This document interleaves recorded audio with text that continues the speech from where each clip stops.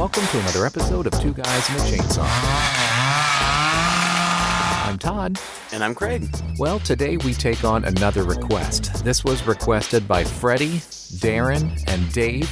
Therefore, we put it along with a few other films in front of our patrons on Patreon and asked them, which of these would you like us to see? And overwhelmingly, they chose our movie today, The House of the Devil. And no, we are not doing the 1896 George Milius movie, Le Manoir du Diable, which is, by the way, the very first on-screen appearance of a vampire. But no, that one's only like 3 minutes long. It wouldn't make for a very long episode. So instead today we're doing the 2009 Ty West movie, which is a bit of a retro throwback to those movies of the 70s and 80s. And for that alone, I enjoyed it. Now, I had seen this movie before. I watched this movie again during one of those months where I challenged myself to watch a horror movie a day during the month of October. I went back and I looked at my review, and at the time, I really didn't care for it. What I wrote at the time was that it was really slow, and the payoff took a long time to get to. Up until then, it was more or less just kind of boring, and I thought long and drawn out, and maybe little too stylish for its own good. But this time, watching it a second time, I guess maybe I was just more in the mood. Because honestly, this is my kind of movie, right? I mean, this is the kind of movie I really like. I think it's very reminiscent of like old Italian horror movies, those like Satanic type horror movies of the late 70s and early 80s, like The Ulman. And it's deliberate. Ty West, the director, very much tried to mimic that style and make a throwback movie that takes place in, it seems to be 1983. Yeah. Sure feels earlier than that. It does.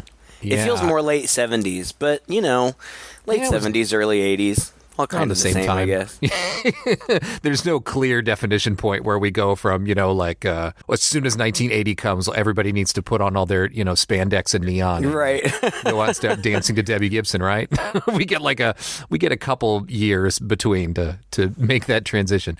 But yeah, what I really enjoyed about this movie actually was that it was a bit of a throwback. Actually, strong Suspiria vibes from it. And so those movies did tend to take their time. And be a little slower. And I guess just this time around, I was more in the mood for it. So I think I enjoyed it a lot more. How about you, Craig? Have you seen this one before?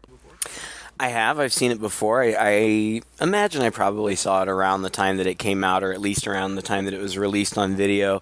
I don't remember really what my impression was of it at the time. I think I thought it was fine. It is kind of a slow burn, but I think that's intentional. Like you said, it's very reminiscent of other films of this style. First of all, it's shot on 16 millimeter, right?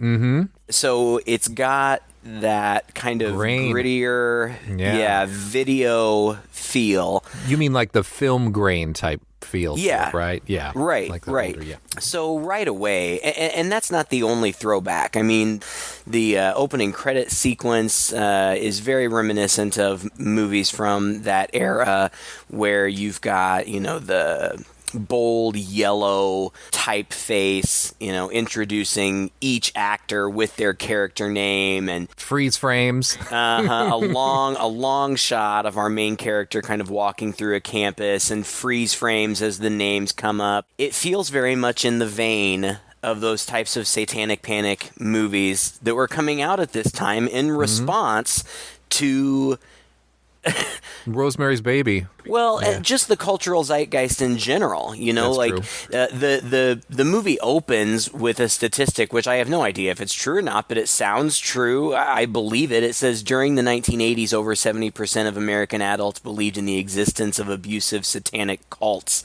Another 30 rationalized the lack of evidence due to government cover-ups. The following is based on true unexplained events. Now, that's a...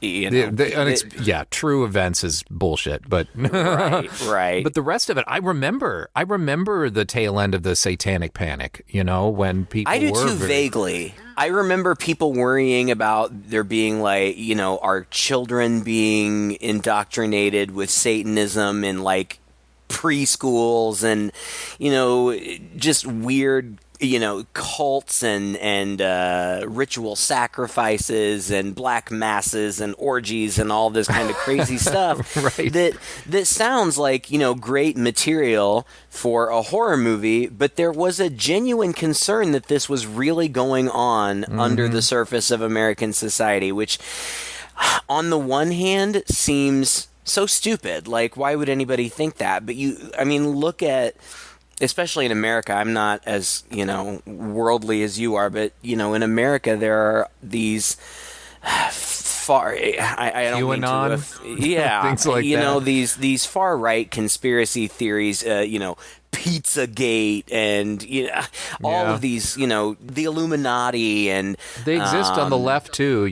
Bill Gates is out there to murder everybody and put microchips in them. Right, I mean, exactly.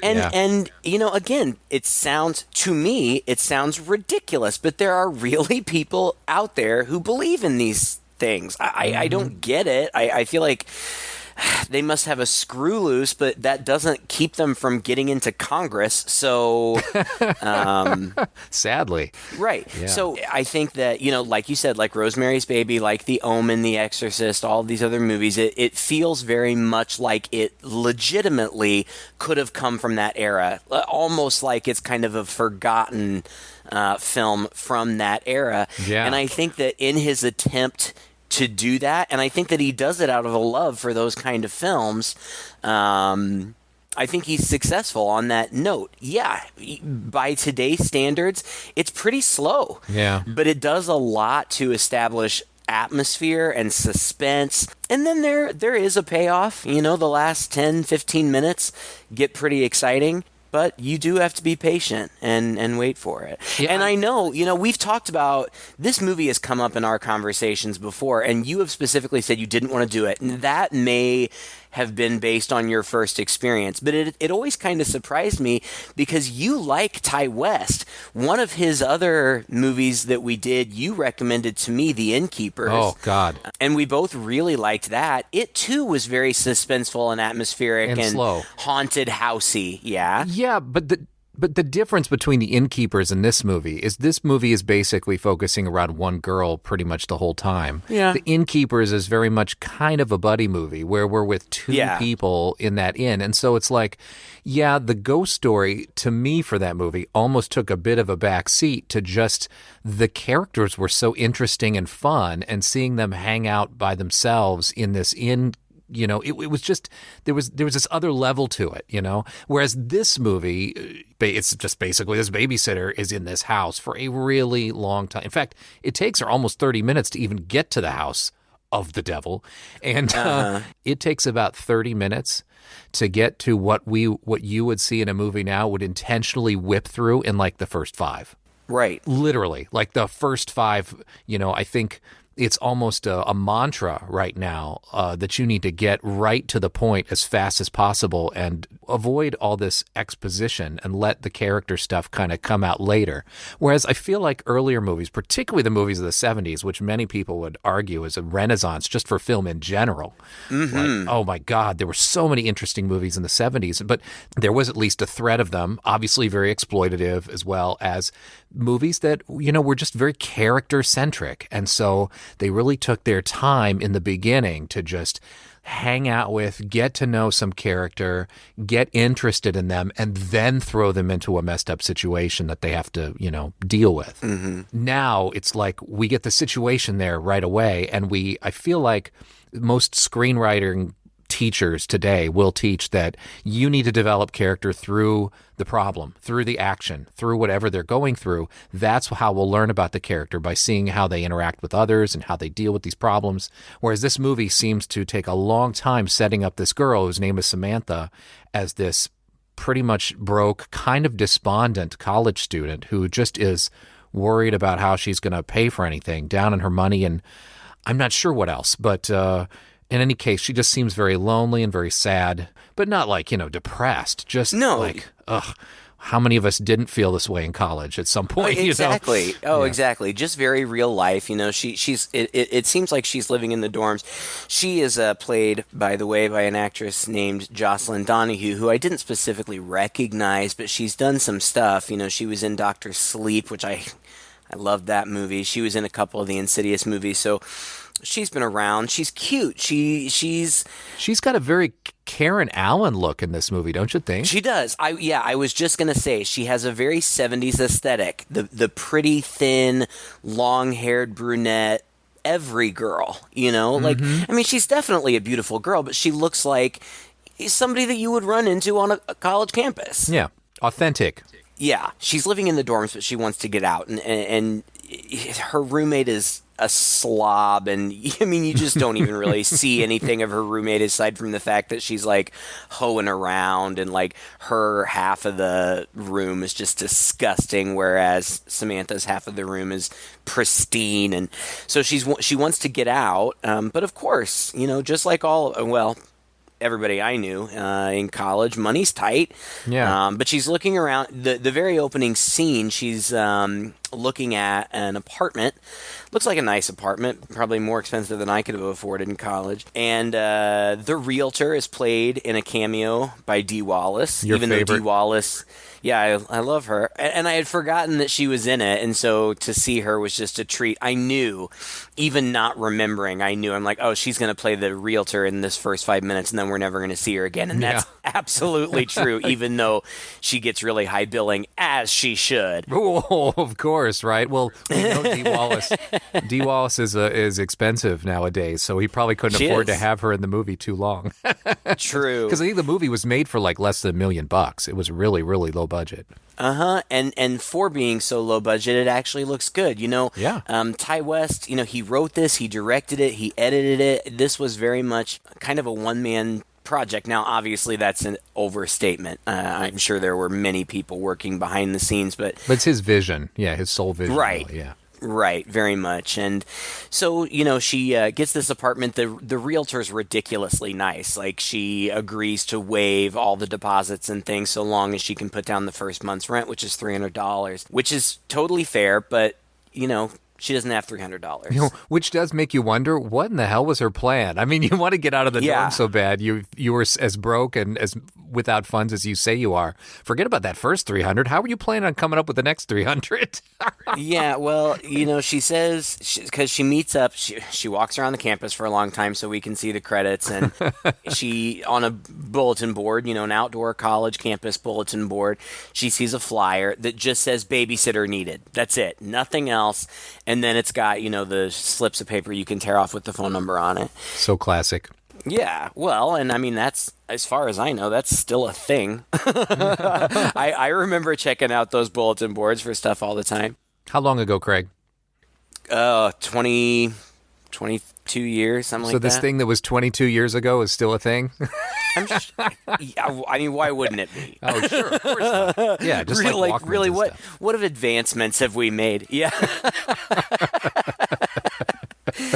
But she calls the number from a payphone, and she gets an answering service, and she leaves her name and her number and says that she's interested in the job or whatever. And she starts walking away from the payphone, and then it starts ringing. Now, that right away, to me, I don't know. Like, can you even do that? Like, can you Star 69 a payphone? Like, not I don't in 1983. I remember when Star 69 came out. That was late. That was either late 80s or early 90s before you could actually, without going through a whole lot of effort, you had to dial the operator and all this stuff, know the number that just called you, which actually sounds insane when you think about it now. But Right. Mm-hmm. But so, she goes back, she answers the phone, and this, very calm male voice says, we're desperate. We really need somebody.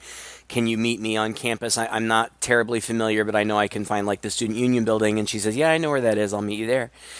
So she runs home real quick to grab something, and then she goes to the meeting place, and she sits there for what seems like must be a very long time, and eventually she just gives up and leaves. She gets stood up. And she goes and she meets with her friend, whose name is Megan? Megan, yeah. Megan, who's played by Greta Gerwig, and I didn't recognize her, but that name sounded so familiar. I'm like, why is that name so familiar?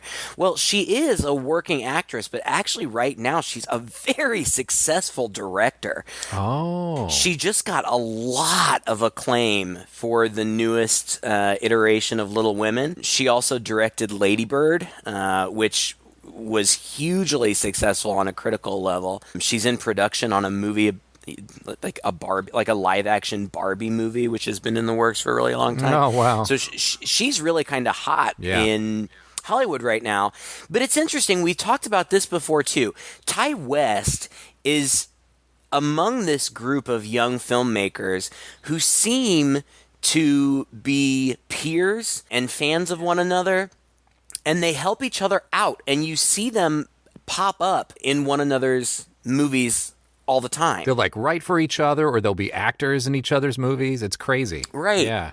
I think, I could be wrong. I think Ty West appeared in You're Next. He did? Which was directed by another one of these guys. And Adam Wingard, I think. Yeah.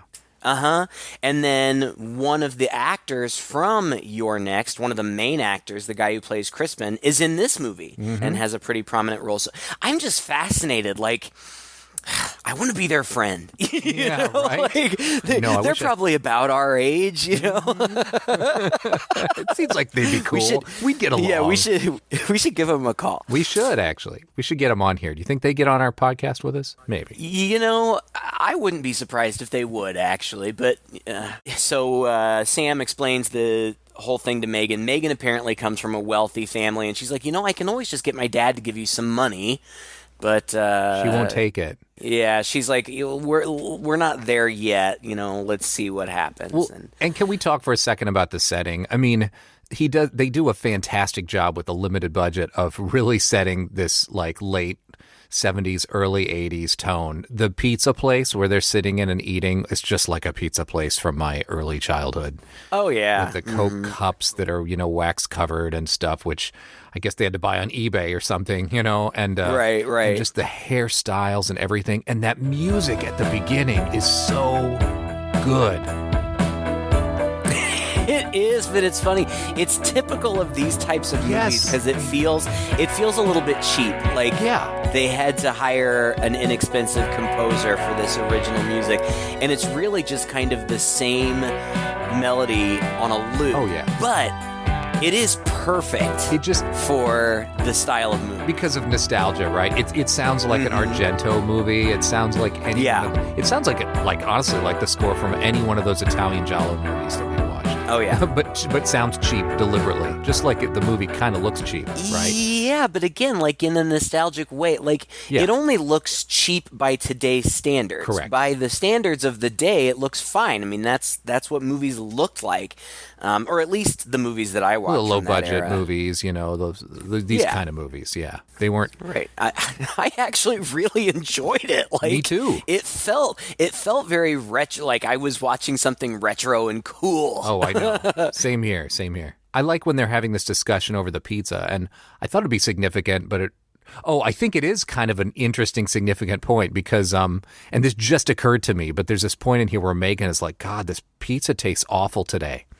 And I think that is a slight bit of like foreshadowing for a later scene. Yeah. But anyway, like one thing that she also says that's quite foreshadowing is, did you go to the job board at the intern office?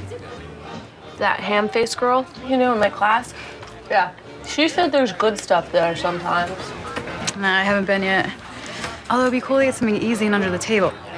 That's what was so good about the babysitter thing. Yeah, but it could have been awful, The kid could be from hell. Yeah. I love that. I don't think I caught that the first time around, but it's hilarious. And she suggests just going around and tearing all of his posters down just to spite him. Yeah, just because he was a dick, just because he stood her up, which, that is kind of a dick move. It is a dick move. So she ends up getting a call from this guy again, or her roommate gives her a message that he's called again. She calls back and he says, "We are desperate. We need somebody tonight. It'll be an easy job and I'll pay double what I would normally pay. I'll pay $100 for the night." Yeah. And she's like, "Okay, cool." He gives her the address. She gets Megan to drive her out there. Now, it's also out kind of in the middle of nowhere. And I like that Megan is the smart friend. Like, she kind of seems like the fun, wild friend, too, but she's also the smart one. Like, She's street smart. Yeah. you're a young girl going out into the middle of nowhere to, do a job for these people you've never met. You don't have any idea what is going to happen. She says, "Just let me stay with you." She's like, you don't have to split the money with me or anything. Just, we'll hang out. We'll eat some pizza. I just want to make sure You're everything's safe. Yeah. kosher. Mm-hmm. Sam's like, "Well, let's play it. Let's feel it out." Yeah. Megan also confesses that she did go around and take down all of the other posters. She has them all in the car. It's funny. But at the same point, like, by now, we are 30 minutes into the movie.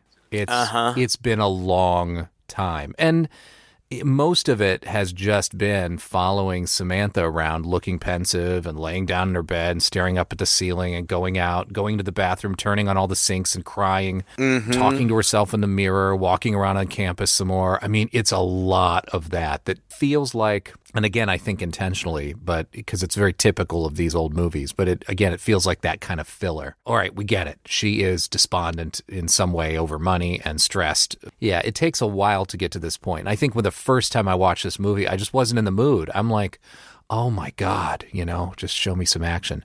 Today, I mean, Sure. I'm stuck in my apartment. I've been stuck in my apartment for almost a week now because I'm in China and they found some cases close to me and they told everybody in our community we got to stay inside. So I had nothing better to do and I was really in the mood to just sit and enjoy something intensely. So Yeah, I think that's right. I do think you have to be in the mood. Yeah. If you've got other things on your mind, if you've got other things to do, I can see how you would be looking at your watch.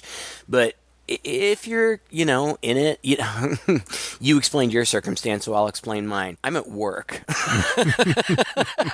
right now. Ooh.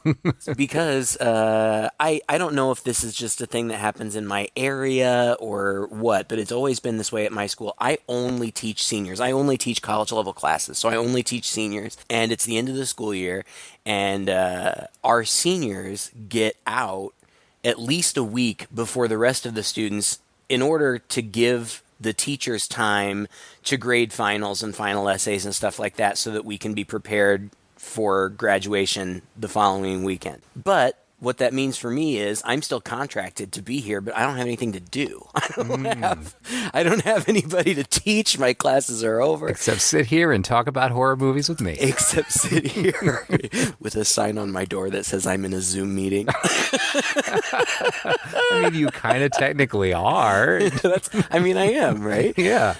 We're doing literary criticism here, Craig, so don't... So I have all the time. I read a book yesterday. I watched this movie yesterday. It's all good. That's great. I'm here if anybody needs help, but I'm not like, going around and be like, "Hey, got something for me to do?" Anyway, they get to the house and it's a big, I Fancy. read some review that said it's like the House of the Seven Gables minus like 3 gables. of the 4 gables. That's about right. It's like a Victorian style farmhouse, sort of like middle American typical stuff you'd find in Iowa if you drive through the really well kept neighborhoods. Yeah. Right. We should also mention that on the radio on the way there, they heard on the radio news about an eclipse that's happening that night. And Megan's even like, "Oh my God, I'm so sick of hearing about this eclipse." Like, "Well, are you going to watch the eclipse?" It's in but there a obviously, lot. We get sick of hearing about the eclipse. I know. But, You just stick it in a bit much. in a movie called The House of the Devil, like, you have to imagine that this is going to in some way be significant. But they get to the house and they knock on the door. They go up there together. They knock on the door. And I loved, this actually may be one of my favorite shots. The way that it's shot, he shoots the girls in profile from the side. And the door opens and a hand extends, I think, like for a handshake. And a very calm, quiet male voice greets them, but you don't see him right away. You just see them looking at him, and just him kind of being concealed. And it's not like it's an extended moment. It's just a matter of seconds, but it just kind of made his character all that much more mysterious from the get-go. It was a little ominous. Yeah. They're like, what does he look like? Why are they looking at him so weird? Or, what's going on? He's tall. I think that's the main thing. He's really, really tall. He's played by Tom Noonan, and that name is so familiar to me, and I know that he's done a lot, but I couldn't peg him. I didn't know where I knew him so from. much. Well, he was in RoboCop 2. I remember him from FX. That's like a mid-'80s movie, but it's a great movie. And then I think he also played the Frankenstein's monster in the Monster Squad, of all things. I think you're right. That's what I know him from. That's what I know him from. And he's, like you said, he's tall, but he's not particularly threatening looking. No. He seems like quite the opposite, really. He seems like a kind of very soft-spoken old man. Sure. Sure. And he welcomes them, and he says, what a relief to get this night behind us. But he's excited about the eclipse, but he immediately asks if he can speak to Sam alone. I hope you don't have a problem, but you have to understand that I'm only paying one person for their time. Oh, yeah. No, Megan's not staying. She's just my ride. I don't have a car, so she was just dropping me off. Oh, good. And please forgive me for sounding rude. It's just that my wife is very on edge about this whole situation. You're not being rude. I understand. Unfortunately, no, I'm afraid you don't. Excuse me? And then he confesses to her, and he's like, please don't freak out, but we don't really have a kid. He's like, no, we do have a kid, but our kid is grown. What I really need you here for is to take care of my wife's elderly mother. And he said, and I advertised for elder care, but nobody, is interested in doing that for whatever reason. He's like, so I thought maybe the babysitting angle would get somebody, and you called and another girl called, and I was going to go with the other girl. But as soon as she found out what the job really was, she took off, and I really desperately need you. And I really liked that at first Sam's like, no. She's actually smart for a while. She is. She's not a stupid person. No. She's just maybe a little slightly more reckless or trusting than her friend. Well, I think, desperate too. Desperate for money. And, he just assures her, he's like, you don't even have to do anything. She's fine. She can take care of herself. She's very private. If she needs anything, she'll take care of it.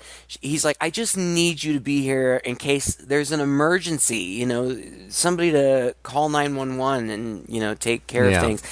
And she still says, look, I don't have any experience. I really don't feel comfortable doing this. And he says, all right, I'll double the money. I'll give you $200. And she doesn't really say anything. And he's like, fine, $300. And she just looks at him and says, $400. And I love, $400 in the early 80s. Holy crap. Shit, I would do Even it too. Now. Would you do it for? I'd do it for 400. It's 4 hours. I know. 4 hours. Yeah, I totally. You can't blame her. She needs money. I thought, when he hit 300, I'm like, bam, there's the rent. You can't turn that down. But I like that she knew he was desperate. She could get another $100 out of him. She does. Well, Megan's pissed, but I mean, that's what she says to her. Megan, come on, wait a second. Are you out of your mind? Do you remember the game plan? The game plan was, if they're weird, we leave. This is beyond weird. It's mental. They lied to you. They lied to you. I know. They're liars. Okay, I know you're right. But it's $400. It's $400 for... 4 hours? This equals first month's rent and then some, and all I have to do is sit inside and watch TV. It's too good to be true. Did you ever think it is too good to be true? But she's like, well, I'm doing it. You know, you can be mad at me. I understand, but please just come back and pick me up at 12:30. And she says she will. Now, I'm not exactly clear on what happens next. It seemed to me, was Megan's plan to drive away, but to just drive a little bit down the road and wait in the car? I'm not sure. It seemed like she was cursing something. I thought maybe something happened with her car. It was overheating or something. She needed to pull over. I'm not really sure, but she did seem to be cursing something. Or she needed her cigarette, or I don't know what it was. But you're right. She ends up pulling away into a graveyard that they had passed by, very, very near to the house, and just sits there and pulls out a cigarette. You might be right, though. I didn't really think about that part. But anyway, she pulls away into the graveyard, and she sits there and lights a cigarette using the car cigarette lighter. I just love these little moments, you know, you can throw in there that are so retro. And then suddenly a hand shows up in her window that's rolled down with a lighter and scares the crap out of her. And Megan being Megan, I would have thought actually that she would have been a lot more freaked out here and a lot more distrustful of this guy. That's one criticism I have here. It seems a little against character that as soon as this guy shows up, he's like a younger guy with a beard and whatever and pretty friendly. Mm-hmm. But he's out in the middle of nowhere. In the middle of in this graveyard. Yeah. In the middle of the night. Like, why would she be so trusting of him after, oh, God, you scare me. All right, whatever. And he's like, it's cold out here, which seems to insinuate like he wants her to let him into the car. And she just looks at him and goes, yeah, so. Yeah, okay. And anyway, he lights her cigarette. She lights her cigarette. She hands a lighter back to him, and he says, "Aren't you the babysitter?" And she says, "No, I'm not." And immediately he whips out a gun and blasts her in the head, blows her head off before you can even blink. It's gross and sudden and interesting, and that gets your attention. Like a movie that has been so slow up to this point, and you're just kind of wondering, all right, well, it's a creepy guy in a creepy house, and yeah, I mean, even in the house, it's slow. That whole bit where she was eating candy, I thought that'd be significant. Anyway, at the end of the day, she gets her head completely blown off, so suddenly, whoa, shit's getting real now. And the guy then hops in and starts to pull the car away. So like, okay, something very sinister is happening. Probably has something to do with the eclipse. Right. But then the next, half hour is really just Sam walking around the house. And occupying herself. Yeah, and I say that, and it like that sounds super boring, and I guess you could argue that it is, but, you know, it's... The house, you know, it looks great. It looks... I don't know. It looks like some old spinster lady has lived there and hasn't changed anything, you know, in 20 years. It's a classic-looking house. It's got stained glass windows and the whole 9 yards. These really elaborate wooden banisters. And it's got big staircase. You know, kind of a second level. It has a sort of a little greenhouse on the second floor on the outside. And I mean, you're taken past all these parts. Oh, she flips open a light and there's a pool table in there. And then she goes crazy, like putting on her headphones and dancing around and playing pool. There's like a slight pool montage. I think they're trying to make the house into like a character. Yeah. Maybe, but it's not, it never really achieves that, I think. I felt very Suspiria vibes here, but not in a good way. Like Suspiria has some real tension and some real mysterious things happening. Right. And here it's kind of the same thing, but without the tension, I think. Right. I think you're absolutely right. And it's trying to set up this haunted house vibe. It's very dark. I mean, it's dimly lit. You know, there are places like when she's in the kitchen, the lights are on and it's bright, but the rest of the house is pretty dimly lit. And I think they're trying to go for the haunted house vibe. She's hearing things, but nothing so bizarre that you would really be terribly concerned. Like, first of all, it's an old house. Old houses make noise. Mm-hmm. Secondly, she knows she's not alone. You know, there is somebody else in the house. So yeah, it could be the old woman making noise. This whole thing, the old woman upstairs was giving me major burnt offerings vibes. Yeah, like me too. the Mrs. Allardyce in the attic or whatever. What a great movie. Yeah. But, again, not much happens.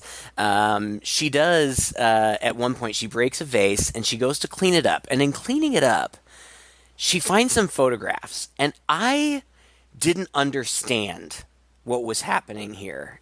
I had to read about it to understand what was happening here. Well, I didn't read about it, but I think she finds these photographs in the attic, and they're of a family. It's like two people and a kid, but they're clearly not the couple that she met. Oh, I guess we forgot to say that his wife comes in. Yeah. Vivian, before he leaves. His wife comes in the back door, like, I don't know, through the kitchen or something, and kind of surprises her while she's waiting, and he's upstairs talking to Mother. This is Mary Warrenoff.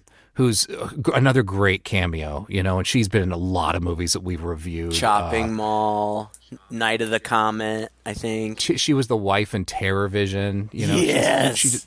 She popped up in all of those, pretty much almost every other movie I would see on USA Up All Night, like, would have her in it, it seemed like. Whether it was a horror movie or a sex comedy, it was like she'd be in it. And yeah, so she has kind of this role where she sits down, she gets kind of cozy to her and is talking to her and is asking her all these personal questions about, how old is she? And, is she like school? And, you look like you might be too young to be in college. And she's kind of touching her hair and touching her shoulder. And all this is filmed in like much of this movie and like many of the movies of these era, they would really get close on someone's face. Lots of really close, tight shots to show you the expressions on people's faces and their eyes and to kind of imply extra emotional significance. And so it is a bit of a creepy scene. She comes off as pretty creepy. Yeah. One of the things that I wanted to ask you, because I don't really know the difference, I read that another one of the old school techniques that West used was that he did a lot of zoom shots where it would zoom up in close on a character, as opposed to today it's more common for those shots to be done using a dolly. Now, right. I understand, you push zoom, or adjust, the lens or whatever to zoom. And I understand that a dolly, you physically move the camera. But is there a significant difference in effect? Yeah, if you saw it side by side, you'd immediately know it. A zoom essentially just blows up the picture. So it looks like you're getting closer, but it's just really more or less blowing up the picture. And whereas a dolly, when you're physically moving the camera through, you can, to some extent, see objects go past the camera. Okay, that makes sense. And so you'll see a continual sort of change of perspective as though you're moving through the room, whereas a zoom, very much just looks like you're blowing up the shot. Gotcha. And I think that's why it's not used so much anymore, is because it doesn't have quite the emotional impact. Although, I would argue it has its place, but it's mostly the effect nowadays tends to look a little more corny. But yeah, you're right. They do use a lot of zoom in this as well. He's really judicious with it, and I thought to good effect. Getting back to those photographs, like you said, it's a family, and at least one of the pictures, it's a family standing in front of the car that they had seen when they pulled up. Yep. And that the Ulmans, or whatever their names are, had left in. Right. So it seems to kind of show that this picture shows a family that's no longer living in the house. Well, you would think, okay, well, the house has new owners, except the new owners also have this car. Why would that be? Right. And she goes out and she looks and she sees that there's a van out there, and we see that guy who killed Megan is still lingering around. He's like lingering, yeah. She also at some point orders pizza because Mr. Ulman had told her to like 3 or 4 times. Yeah, he mentions it several times. And it comes off as a guy who's just a little absent-minded. Yeah. Or maybe even in the early stages of dementia. Mm-hmm. Which he might be, but possibly the fact that he is suggesting pizza so many, including on his way out the door. Oh, by the way, don't forget the pizza. Don't forget Slam. The pizza. I think it's very soon after this that she's cleaning up the stuff, and she's still hearing noises, and she's kind of looking around, and she's scared. I've done that. I've babysat, not since I was a teenager, but big old houses in the woods, and you do kind of freak yourself out when you hear all these noises and stuff. So she's walking around with this knife. At one point, she stands outside a door on the second or third floor, and she knocks lightly on it and says, "Mrs. Ulman," which doesn't make sense because he said it was his wife's mom, so it shouldn't be Mrs. Ulman, but whatever, it doesn't matter. There's no response, and she doesn't go in the room, but the camera does. And we see... Well, first of all, it's very dark. I mean, you definitely get the impression. Hard to make out. I mean, for sure, without question, there are bodies in there. It's 3 bodies, and one of them has been cut open and is in the middle of a pentagram spread out as though it's like a ritualistic killing, and then 2 other bodies next to it. And I got the impression that this was the family from that photograph. I think so. I think that these people are not who they claim to be. Well, actually, I know that because I've seen the rest of the movie. But they're not who they claim to be, and I don't think... This isn't their house. They came here and killed the owners of the house and are now posing as the owners of the house. Yep. Why? Is this a special location? Maybe it's maybe this particular area is the best place to experience the eclipse. I have no idea. Well, he more or less says that, right, directly to her. When the 2 girls are there and he's sitting with them, one of the first things he mentions to them is, he implies that they're going to see the eclipse and that's why they're here. And he says, you guys are so lucky. Like, this is the best place in the world to view the eclipse. It's like an astronomer's paradise. That's right. She says, that's right. Are you an astronomer? And he's like, no. Not exactly. Hey, can you come into the kitchen, please? Just kind of changes the subject. Yeah. and she keeps getting spooked out by things. Like, I feel like at one point she finds a bunch of hair in one of the bathtubs. And yeah, it slips back into this, right? It's almost like the movie needed to provide the audience some jolts in order to keep us from falling asleep. Like her friend gets shot, okay, and then that sustains us through like 20 more minutes of her just wandering around the house and mildly being spooked. And then, we see that family is slaughtered on the other side of the door. And that then is supposed to sustain us through another 20 minutes of her doing the same thing. Right.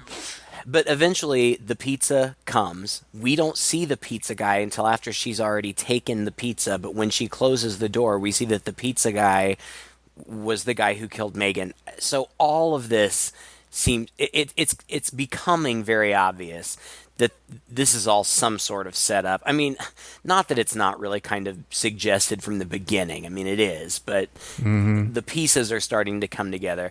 And she takes like a bite of the pizza and sits down to watch TV, but then she makes like a sourpuss face, like the pizza doesn't taste good. She takes it and she throws it away and she drinks a bunch of water and kind of rinses her mouth out. Again, noises. She's looking around, but I don't remember if something particularly scary happens. Oh, yes. She goes up to the attic and she pulls the string for like the hanging light, and it blows a fuse, but it takes out all the electricity in the whole house, except for she's standing near a door and there's still something illuminated and she sees footsteps walking by. Yeah. So she's very frightened. She runs out, but at the same time, she's clearly getting dizzy. And it's completely obvious that the pizza was drugged, and she is drugged now.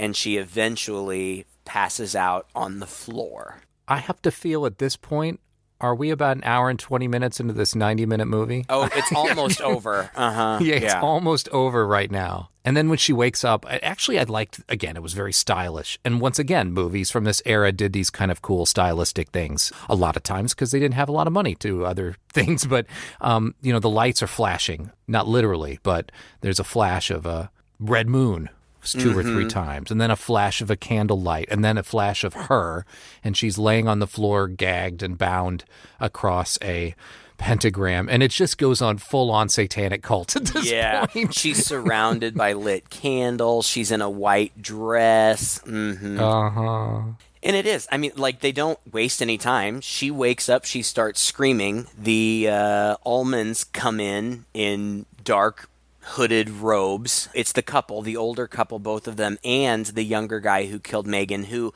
they never, I don't think they ever say this, but it's their son. This is their adult son.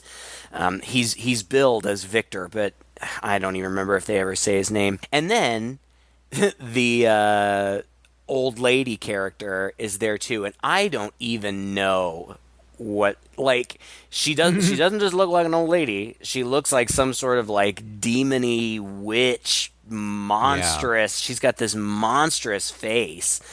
Yeah. That had to have been done with prosthetics, and I don't know if it was meant, if she was like some sort of demon or some sort of witch, or if she's just horribly disfigured for other reasons. I have no idea. But it's this whole ritual where the witch lady pulls up her dress and draws a pentagram in blood on her abdomen, places a goat skull on her abdomen, cuts herself and bleeds into the goat skull, and then forces Samantha to drink it. And all of this happens, like in a minute. Mm-hmm. And then Sam thrashes her arms and legs around, frees herself of the binds, and grabs a knife, and I'm pretty sure stabs the old lady. Mm-hmm. And then runs out, stabs Mr. Ulman on her way out. Yep. She's quite efficient at this. Loses the knife. Must have lost the knife in him, right? Because then yes. She runs up into the kitchen. She trips over. For some odd reason, the son dragged her friend's body, all blood-filled and everything, into the kitchen at the top of the stairs. And she trips over her friend's body. She's like, oh, no, my God, Megan. Grabs the knife where she had left it on the table. Starts to run upstairs, which I'm not quite sure why. And then as she kind of trips over the stairs and is up on the landing and on her back, the guy comes up who's kind of sans eye at this point with his gun and shoots her straight in the shoulder, and so she falls back. But then she, as he approaches her, she just slashes him in the jugular and takes him out. Yeah, I forgot. She had on her way out. She had gouged his eye out with her thumb. But yeah, I mean, she's quite effective. I was very surprised that he shot her. First of all, because you typically don't see guns in these types of movies. True. It's usually some other type of weapon. So when he just pulled out a gun and shot her, I was shocked. Of course, like she gets shot in the shoulder. She like jerks back for a second, and then she's fine. Right, for the rest of the movie. It doesn't seem to stop her. But yeah, she picks up the knife off the floor and just swings her whole arm around, just slices his throat wide open, and he dies. She runs again upstairs, I think. Then the mom, like, they end up in a room together. Does the mom kind of take her out momentarily? Not really. She's just kind of laying there, and she just goes up to her, and she's just like, no matter what you do, it won't stop. It can't be stopped. It's going to work in spite of you, you little bitch. Uh-huh. And then mom just like walks towards the window, takes her wig off, and starts praying to the moon, just totally leaving her back exposed for Samantha to just stand up and stab her in the back, which she does. And so she's taken out, but then she runs downstairs, and she's chased by Mr. Ulman, and they go down to the graveyard, and there's kind of a little showdown in the graveyard. But by now, she's picked up the gun. Yeah. He's, again, still very soft-spoken. He seems very calm, more or less, about the situation. She's having visions of the witch lady, and it's quick, like flashes of just that woman's face and blood and weird stuff. It reminded me of The Exorcist, those really quick flashes of the demon's face. These are maybe a split second longer. In the Exorcist, they were almost subliminal. They're not subliminal here. You certainly see it, but there's clearly something happening. What have you done to me? They're calling to you. Just listen to them. He's given the sign. He's chosen you. It's your destiny to accept him. No! Okay, go ahead. Kill me if you want. I'm just a messenger who carries out his words. She's also having stomach pains. It's obvious that she is supposed to carry the devil's child or something. She's like a 5-minute Rosemary's Baby. like Minute Rice, that's basically what this is. And so she's pointing the gun at him, and he's like, fine, if you need to kill me, that's fine. He's like, I'm just a messenger, it's just my job to see that his will, is done. And so instead, out of nowhere, I guess she just makes the decision that whatever is going to happen, she must put a stop to it. So she puts the gun to her head. And I think that he says no or something, but she pulls the trigger. Yeah. I mean, gun to the head pulls the trigger. Yeah, should be dead. Mm-hmm. Cut to black, come back in, bright, and we're focused on a television that is reporting on last night's eclipse, and scientists are stumped because the ending of the eclipse, like once the eclipse had hit full eclipse, then the moon moving out of the shadow of the Earth. Faster than ever thought possible. Right, faster than predicted or ever thought possible. Oh, okay. And we find that we're in a hospital, and the camera walks down the hallway and into a room where we see Samantha laid out on a hospital bed, her head completely wrapped in bandages, her face entirely, bruised. And a nurse walks in and gives her an injection and pats her on the head and says, "Don't worry, honey, you're going to be all right." And then she pats her on the abdomen and says, "Both of you." And then she walks away. And the frame freezes on Samantha laying in the bed, and the credits start popping up. And I liked that you didn't get a view of the nurse. You just saw her uniform. You never saw her face. I thought that was kind of ominous. I thought that it was ominous that maybe the suggestion is these people, these Satan worshipers, are a network. So she's not out of danger. Yeah. I mean, she's surely brain dead. I don't know. Right? Gun to your head and pull the trigger? Yeah. I mean, I know that it's possible. I know that people have survived such things, but it seems pretty unlikely. But that's it, and that's the end. And it's bleak, which I think it should be. Mm-hmm. I just recently watched, Shudder has this series called Cursed Films, and they have a second season out now, and one of them is Rosemary's Baby. And so I was watching that and some of the mysterious things that happened surrounding that production, and it inspired me to go back and listen to our episode on Rosemary's Baby. And they're so much alike. And we just absolutely gushed about Rosemary's Baby, as well we should have.